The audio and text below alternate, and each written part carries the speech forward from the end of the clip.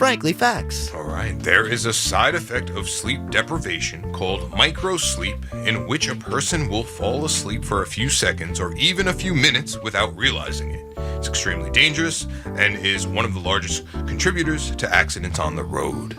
Interesting. Have you ever had that? Maybe I have, but I was reading up on Salvador Dali, as one does, and he used to experiment with micro sleep.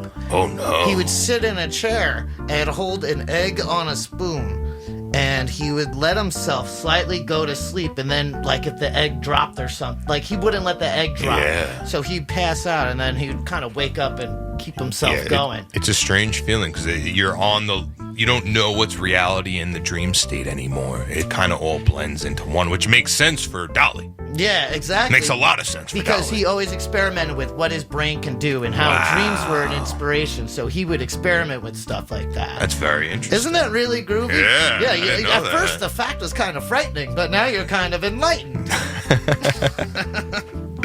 Until the 1930s, the letter E was used to represent a failing grade in the U.S. However, that was changed to F as professors began to worry that their students would mistake E for excellent. F isn't for fantastic. Yeah, exactly. B is brilliant. Yeah. C is Cool. cool.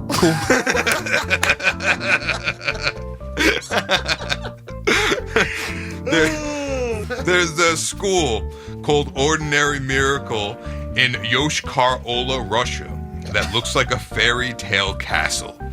A man named Sergei Mamayev had built it for his wife, who wanted to teach at a school that children would actually want to go to. So, fairy tale castle school. That would work. Probably work. That would totally work. I would go to school I would and get my F there. You know? or get your cool. Oh.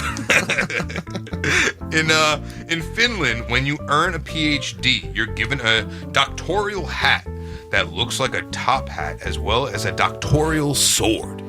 All right. Where is this? Finland. Finland giving I'm out about to swords be a and a hat. doctor in Finland. That sounds pretty friggin' groovy, dude. All right, you got time for one more, Frank? A group of ravens is called an unkindness. An unkindness. Yo, I saw something on Google. Whoever's naming these birds, it's not regulated at all.